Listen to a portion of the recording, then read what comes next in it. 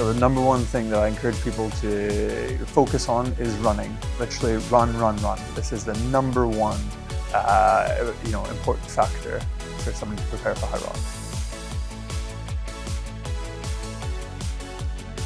I changed up my gym training quite a bit as I was preparing for HYROX. Again, I moved away from kind of some just traditional, wouldn't say bodybuilding movements, but just traditional lifts in the gym, and really focused on a little bit more of these kind of compound movements. So I definitely continued up with my running and did a lot of aerobic training. So specifically, I changed my running more from being long distance, steady state 10 or 15 kilometer runs into doing a lot more interval training and tempo runs, trying to build that anaerobic capacity.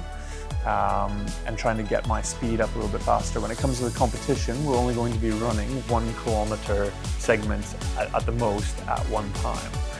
So getting your 10 kilometer steady state time faster is not necessarily going to translate into the competition.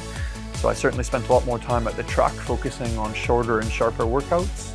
And then I also moved into a lot more of the movement-based exercises in the gym, thinking about lunges, squats, and then again, doing some of the specific movements, getting on the skier, getting on the rowing machine. And if you don't have a sled in the gym to practice your sled pull, there's a few variations on the cable machine that you can practice, and I can show you those afterwards. So again, I think when it comes to building up some strength for HYROX, if we think about the movements that are involved, they're largely kind of whole body movements when we're thinking about a sled push or a lunge or a wall ball.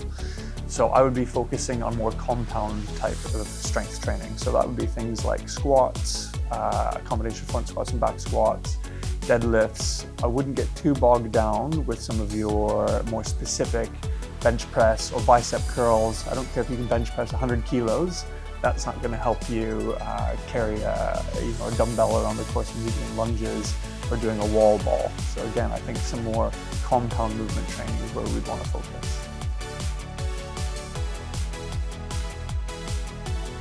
If we want to recreate the sled pull, a nice way would just to be get your tricep pull down rope, attach this onto a cable machine, and this mimics a sled pull really, really well. So I just get myself situated. There's 2 techniques you might use in the competition.